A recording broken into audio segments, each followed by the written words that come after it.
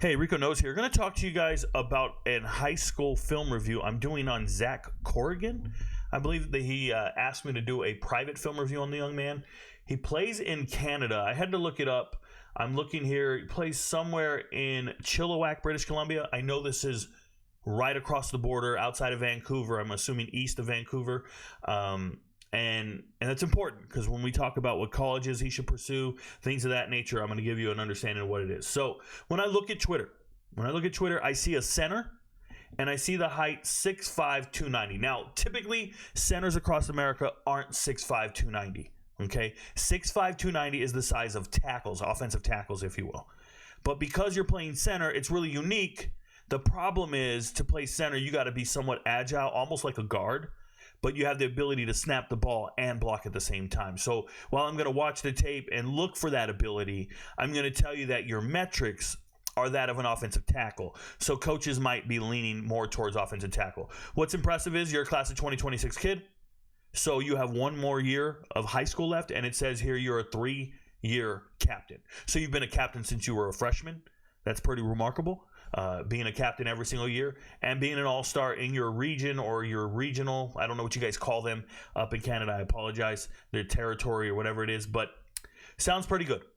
Everything sounds good. I'm going to tell you that I'm probably more intrigued in you as a prospect without even looking at the tape as a defensive tackle because your metrics are amazing for a defensive tackle. Defensive tackles don't grow on trees.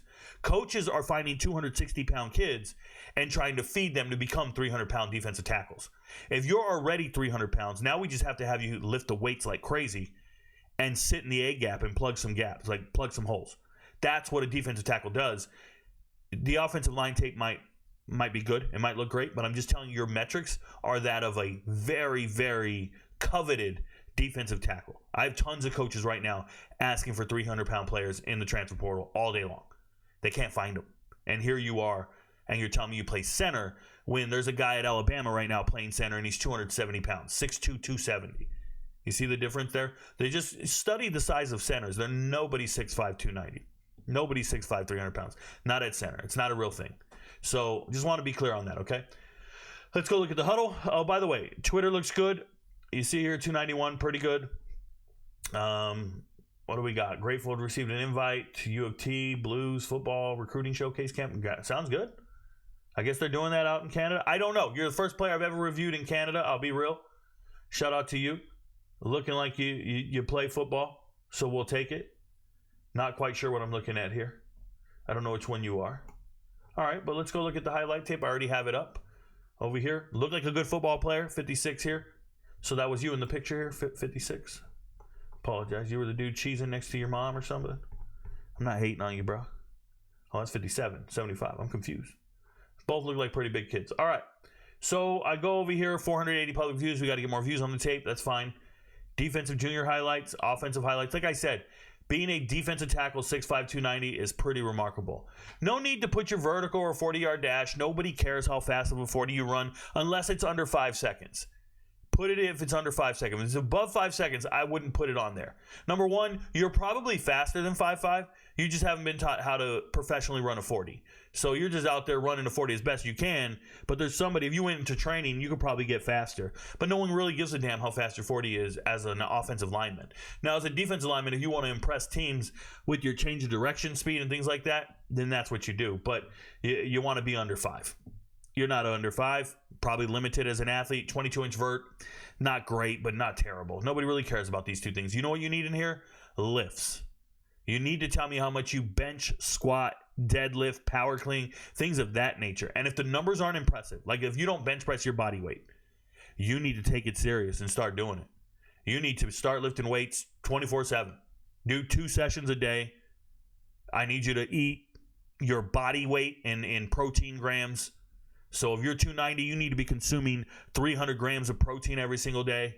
That's how you build your muscles. But there's no way you shouldn't be bench pressing something insane, squatting something insane. You should be lifting every weight there ever was. Right here, I see this picture. You look a little skinny. You look a little narrow. And I get it, man. You're in Canada. You can probably get away with skipping leg day. You can probably get away with just being narrow. There's not a monster standing across from you. But you're being recruited to go against monsters. So lift accordingly. Take it serious, okay? That's number one. Now let's go look at your timeline. I say timeline because when we start here, we want to see defensive junior highlights, offensive junior highlights. Now you can only pin one, I believe. You got to pin the video you want people to see.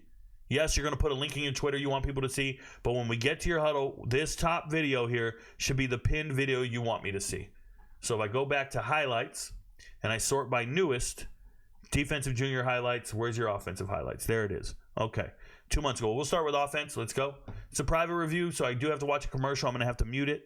It's fine, and we'll just kill some time here. I'm just going to tell you that I do a little more in-depth analysis on a private review versus a public one on TikTok. While everybody loves the TikTok videos because they get people to watch your tape, in these videos, I can actually go in depth and talk to you about what we're trying to improve on and impress people. So let's see what we have. Center guard stop. First thing I'll tell you is right here it says 0 sacks against. What you want to say is 0 sacks, and you want to spell sacks correctly. That's going to be S-A-C-K-S. And I think you guys might spell words differently in Canada, to be honest. I really do. And it's not against, it's allowed. You have 0 sacks allowed. Okay, that's going to be number one. Center, spelled C-E-N-T-E-R. We spell center C-E-N-T-E-R. Just little subtle differences between the two. Remember who you're making this for. You're making this for American coaches. Now let's stop here. I'm going to go full screen, and I'm going to try to see who you are on every play. I know you're 56. What I will tell you is you didn't identify yourself long enough, and you're pretty much just pointing at the center of the whole damn offense, and we can't really tell who you are. But I know it's this guy right here, so I'm going to watch you. Okay, I see you have a very big lumbering right tackle. I'm curious to know how big he is. If you tell me you're 6'5", 300 pounds, this man looks substantially larger than you. How? There's nobody substantially larger than you if you're 6'5", 300 pounds. Unless he's 6'8", 330, right? So that's just one of those things that I'll just like annotate on my notepad. Like, wait, check his metrics. Is this real? Just to be aware, okay? But let's watch you. You're on a block? Okay, good. So what you're showing me is you put a hand on a guy, but the dude is tiny. And when I say tiny, that's supposed to be a defensive tackle. You're the center. That's not a defensive tackle. That's a 180-pound guy, maybe 200. I don't know. But if you can shove him to the ground with one arm at the end of the play, that's the right aggression I need. But what you're not showing me is your level of competition. Now it's Canada. You're limited by who you're going up against. But your first play on tape can't be against complete scrubs. But it's fine. You put his dick in the dirt. I'm cool with it. I'm going to watch you again. Just burying a guy. That's fine. It looked a little like holding, but not the end of the world. Where are we? Did we pull on this play? I can't tell who you are on these plays. They're going too fast. Another thing. There we go. You're pushing them down with one arm again. Look, I want you to get in the habit of doing something this season. Instead of putting one arm out and pushing them down with one arm, that's not going to work at the next level. I want you to use two hands and drive them into the dirt. It's a pancake, if you will. Not one hand and pushing them away like you're telling them to stop hitting you. I want you to use two hands and drive them down. I also want you to let these plays marinate a little bit. Leave the arrow on yourself before the play for probably half a second longer. Because if I'm a coach and I'm trying to identify you on the tape, you're going too fast. You're making it almost like a mixtape. You know those highlight tapes and they show you all the fancy? I don't need that. I need to assess the front. I want to see how you react to different defensive fronts. I want to see if you make any calls pre-snap. You're a center. You're in charge. Are you calling protection to the right or the left? Do they give you that? You tell me you're a 3-time team captain. Do you come to the line of scrimmage and call check slides and call check coverages and different, like, are you in charge? I can't tell that on the tape. I have no idea what your acumen is as a center. But I see you here pushing a guy. That's pretty good. He's a good-sized kid. Finish him in the dirt. Not bad. No, never. Never fall to the side of a player trying to brace yourself like you don't want to fall on him too hard. Your whole goal in life as a lineman, as a football player, is to make it hurt. Make that other person regret ever crossing your path, your face, getting in contact with you. They should be in pain. And the next play, they should be like, damn, I don't want to line up with that person again. You know what I'm saying? Like, you need to have that much of a mean streak. So as you're going to the ground, I see you put your hands out and try to brace yourself from falling. No. Smash that mother flipper underneath you. Put him in the dirt. Do not brace yourself for a fall. Belly flop on him. Put everything you got in him. Stop protecting them. They're not your teammates. I couldn't tell who you were on that entire play. And that's bad. Where are we? We're just circling ourselves mid-play. Never do this. So when you stop a play in the middle of it to identify yourself, like you just did here, this play started mid-play. I can't see your get-off. I can't see your stance, your balance. I can't see who your blocking assignment was. All you're showing me is in the middle of a play, you stopped it to circle yourself, and then you're going to show me some hit you do or some pancake you do. Don't do that. That is substandard. I want to see the play from beginning to end because I want to be able to measure your game speed. I want to see what you do at game speed. I can't tell game speed because every time I want to watch it, you just cut it off in the middle to circle yourself. And worse, this play, you just got it in the middle of the play. You got to start it from the beginning. Even if it doesn't highlight what you think it's going to highlight, you got to start it from the beginning. So this is just crazy. I'm just watching you. You don't look like you're moving much. You're just kind of slowing down a little bit. You weren't going out there with aggression. It's a terrible play. I would get it off the tape. I don't give a shit who fell over. Get it off the tape. Now here we are. We're in our stance. That's great. So that almost looks like a hold, but that's actually a play against somebody your size. Like, do you see that defensive tackle? He's big. And I want to explain something to you. Playing offensive line is about finding the best athletes on the offensive line. It's not finding the biggest, the strongest. No. You are the best athlete. And what that means is you might lose a rep. You might be off balance, but you have enough athleticism to gain your balance back again and battle again, right? I want you to think of two big bears in the middle of the forest fighting each other, and one loses his balance just a little bit. Does he have enough fight in him to get his balance back and get back to center mass? You are struggling to move this big man, and eventually you get the upper hand and put him in the dirt. This should be the very first play of your tape. You are winning a battle against another man of your caliber and size. I know you're 6'5", 290 pounds, and I see you go up against somebody your size, and you win the battle. And there's no way this should be 45 seconds into your tape. I can't watch 45 seconds of bad football to find your best play. I'm a coach. I turned it off after 20 seconds. I've been watching film all day. And now you want me to watch this average ass shit for 45 seconds when you could get out. You have a great play 45 seconds in. Make it your first play. Rearrange your tape.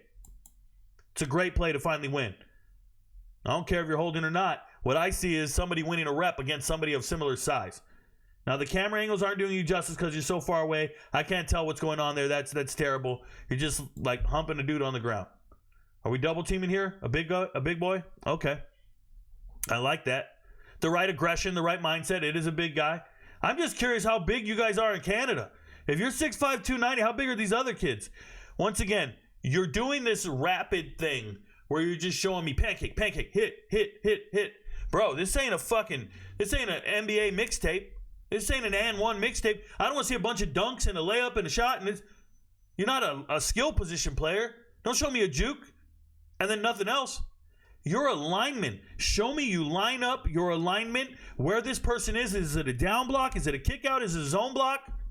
Did you do a combo block and get up to the second level? Did you pull? What kind of pull was it? Was it a flat pull? A skip pull? You have to show me offensive lineman acumen. And if you guys don't have it up in Canada, you need to do the best you can with your tape. And your tape doesn't have it. If I'm a coach, I don't see anything on this tape right now that tells me you're better than the lineman I have in my locker room. And remember what your goal is. It's to project that you're better than the players on my roster right now. And I don't feel that way when I'm watching this tape. I'm watching this tape. I just see a big teddy bear. This is a better play. That's better timing. And you move a guy. I like that. That's a better play than 5 or 6 of these. That's another great play. And when I say it's a great play, I don't even know what you're going to do. I'm referring to the way you're selling yourself, the way you're projecting yourself. It's a good play because I can see the beginning and the end. You never want to watch a movie from the middle, bro. You ever start a movie from the beginning, from the middle? It's horrible. You're sitting there wondering, like, who's that character? What's going on? How did we get here? You got to watch it from the beginning, okay? Don't know where you're at on here. I'm assuming you're this guy putting a guy in the dirt. That's fine. Didn't identify yourself at the start of the play. Pointless. Stop. I got to watch half that play. Don't know who you are. Don't even know if you got off the ball correctly. Don't know if you got blown off the ball, gave up ground, don't know what. You got to identify yourself before the play. Rule 101. You got me watching half a play. They're snatching. Snatching is fine. Who's recording this? Make sure that, look at that. This is a much better camera angle. This is a much better play. Don't always show me all your snatches just because it's a good snatch. Just because it's a good, I pulled out the chair, I did the, don't, just stop. Make sure we can see who you are. This is a very good play pre-snap if you identify yourself. Let it marinate. Let me watch it. Let me assess the situation before you start the play. Now, let's go see what you did. I'm watching. You're bent over. You're kind of leaning forward, and look at that guy. That guy is 100. Who the hell were you blocking, bro? You were blocking the middle linebacker, the blitzing middle linebacker? This dude's 160 pounds soaking wet.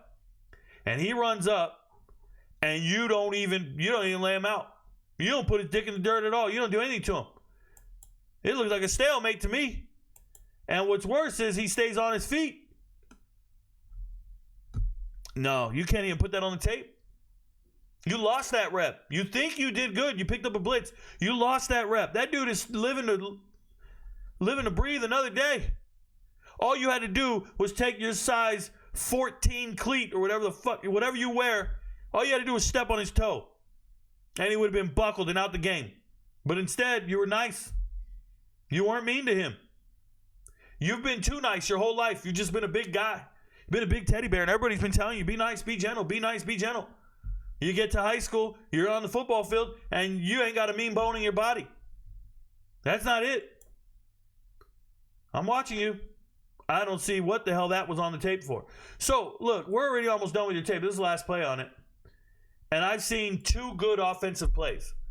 Do I even think they're collegiate worthy? Probably not. If I watch this tape, I would annotate JUCO and move on. That's what I would do. But out of the goodness of my heart, because I'm a good man, we're going to go ahead and look at your defensive tape. Defensive tape was made 16 days ago. This doesn't have a link on your Twitter, does it? I'm going to tell you right now, as a defensive tackle, your ability to take on multiple offensive linemen and hold your ground, not give up your ground, and not let players get up on your linebackers is going to be invaluable. I would tell you that what you need to work on is your pad level. I'm not even watching the tape yet. I'm letting you know right now. As a defensive lineman, you need to stay low in your stance. Do not let them drive you off the ball so you don't run into your linebackers. And you need to occupy multiple holes, if you will. And if you don't know all the different gaps and holes, I don't know what to tell you. I'm not here to coach you through it. But get with a defensive line coach and they'll figure it out. They tell me you're a defensive end. I see this right here. You can't put defensive end here.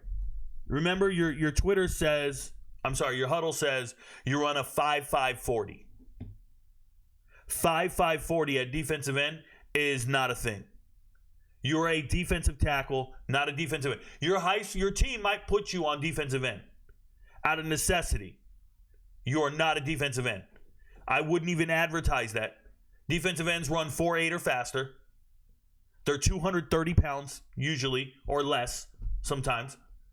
You're not a defensive end. Period. Now you have 8 sacks, 35 tackles, 8 tackles for loss. You spell sacks correctly here. This works. Let's go see it. Yep, they got you on the outside. Somebody else was there. That's a nice stunt, and you beat them off the block. That's fine. It's a sack. Now, I want to tell you something. Not all sacks need to be on the tape. A lot of people start with nothing but sacks. Sometimes hurries are better than anything. Sometimes doing your job and occupying multiple blockers is better than a sack. Remember, a sack occurs when somebody probably misses their block, doesn't get off the ball correctly. A sack occurs for a number of reasons. It's kind of like an interception. You ever seen a defensive back get an interception? If you watch the play, it's because the quarterback overthrew the wide receiver by 10 yards and you caught it as a safety. There's nothing sensational about that. You caught a 10-yard overthrow and you intercepted it. What if the ball got tipped? That's not a great play, right? So you have to remember that when we're watching these plays. Don't just show me all your sacks. But let's see what you got on tape. Good tackle for loss. It's not bad. I want you to be a little lower, a little more violent. Look at that, man. What happened there? You wrap up the running back in the backfield. You are 6'5", 290 pounds. He should never want another carry in his life. And instead, you kind of stopped his forward progress and never got him to the ground. You need to lift more weights. I don't care what you lift in the weight room. Listen to me. Whatever you lift in the weight room doesn't matter because it's not translating to the field.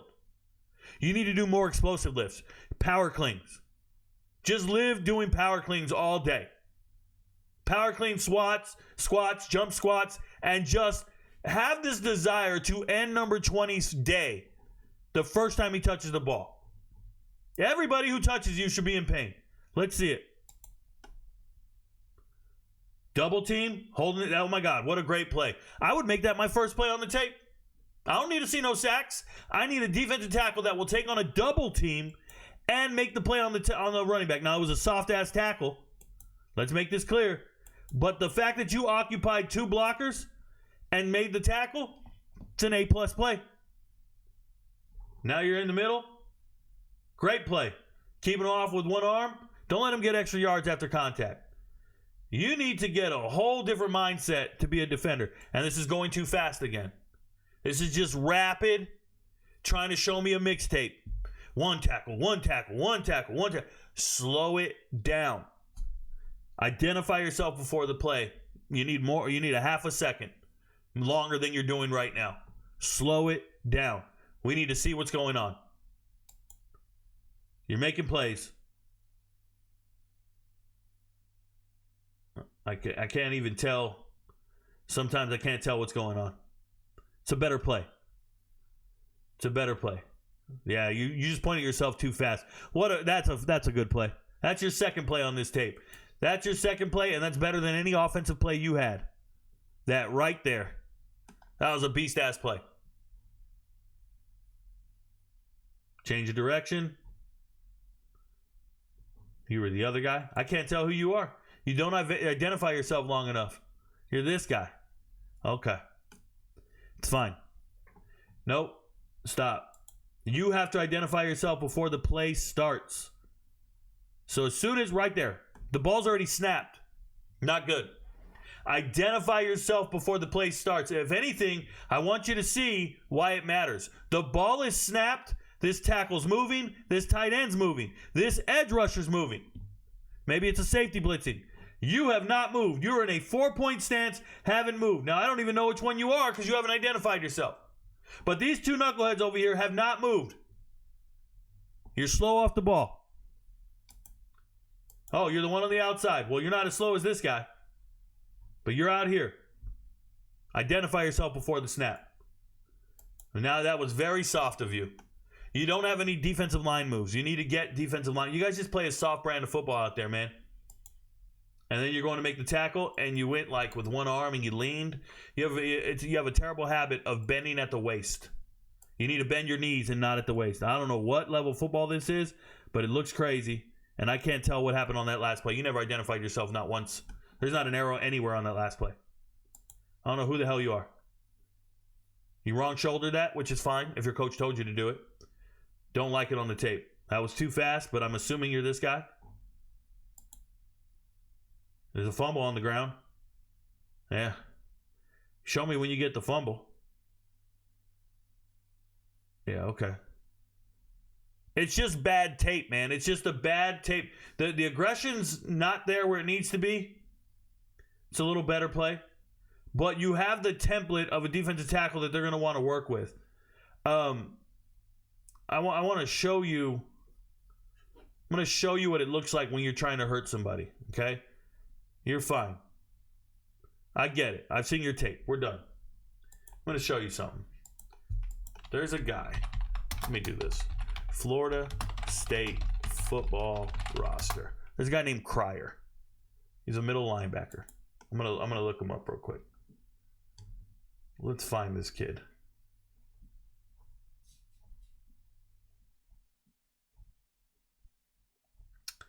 Let's find him.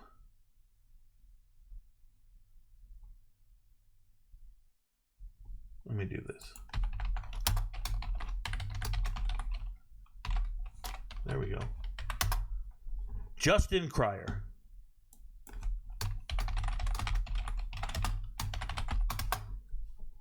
We're going to go to Justin Cryer's huddle. Now, he's a linebacker. He's half your size. And I want you to see, we're going to kill that audio. And I want you to see the difference in legit, like, I want to hurt people. Watch this guy right here. Boom. He stops all forward momentum after contact. Watch 20. I want to just annihilate you, just destroy you. He has this mindset, you're not getting another yard from me, and I'm going to just take your lunch. And you see the impact after contact. It's what we call a thumper. And it's just an amazing thing to see when the running back goes the other way and ends up on the floor.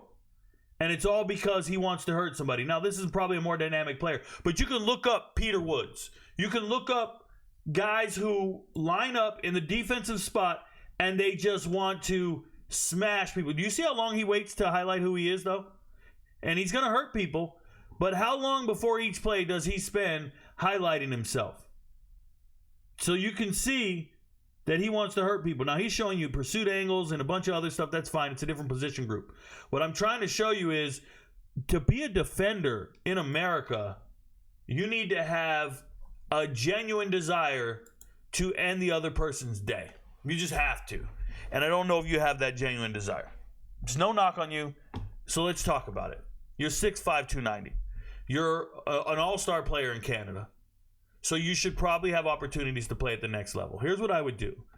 If I was on Twitter, the first thing I did was did a quick Google search, college football teams in Washington. Proximity. The reason I do this is you can go out and have a visit. You can go on an official visit. They'll probably be interested in you. And I would start with these three teams down here at the bottom. Whitworth, Puget Sound, and Pacific Lutheran. And I would start following all their offensive line coaches, offensive coordinators, and head coaches. I would do the same for Central Washington. I would not touch the top three. I would start down here, and I would probably lean in towards the Walla Walla Warriors. These are junior college teams in the state. Start looking for the JUCOs. But mainly these three right here, okay? And I want you to go after all the different coaching staffs and position coaches. And when they ask for 2026 film, offensive lineman or defensive tackle, I think you're probably better suited on the defensive line simply because of your metrics. What I saw on tape is the same problem you have. You have the template to be great. You're just not quite there mentally. You're not quite there physically in the sense that you need to lift a lot of weights. Don't skip leg day and lift like it's a job. Lift like it matters. And then it needs to translate onto the field. You have all offseason to lift. We're in January, bro. We're at the end of January. You got 7 months to lift and eat a ton of protein and lift and lift and lift. And then get out on the field and never forget that you're here to take their lunch money and be a meat eater about it. That's your biggest problem. But you need to get on these coaches' radar. You need to get to their camps. Start following these universities on Twitter. They will tell you when they're holding their camps this spring. Usually after spring football, somewhere in that time frame, every single one of these colleges has a camp on campus where they bring in all the recruits and they evaluate them. You need to be evaluated. That's what you need to do. Being good at football isn't how you get a scholarship. Nope. Relationships is how you get a scholarship. Relationships. Recruiting, the R in recruiting stands for relationships.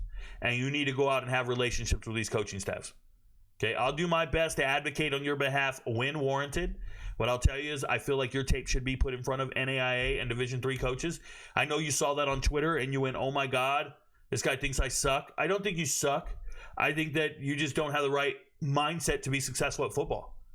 Like from what I see on tape, I just see a nice guy who got his shoulder pads and a helmet and he plays football. That's how I feel. I'm being real with you, man. I'm not here to sugarcoat it. I get paid and I have a platform because I'm honest, authentic, and real. And I'm telling you, you're not there right now. You could be. If you want it bad enough, you could be. But I'm sure there's going to be a coach out there who's willing to take a chance on you because you're 6'5", 290 and they're not growing on trees.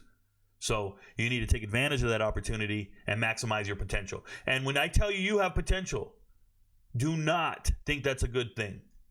People get told they have potential all the time. What that really means is you're not good enough. When I was in school, teachers would tell me, you have a lot of potential. You're so bright. You're so smart. You have potential. All that means is I'm a C student. I'm not good enough. Only the A's and B students are going to make it. I just got potential. Potential don't mean shit. It means you're not doing enough to succeed. That's all it means. It means you're an underachiever. And for me, what I saw on tape is somebody who could be so much better, but you don't even realize it because there aren't enough people around you pushing you. I hope you take it personal. I hope you listen to what I'm saying, and I hope it bugs you to no end. I hope it motivates you to be great.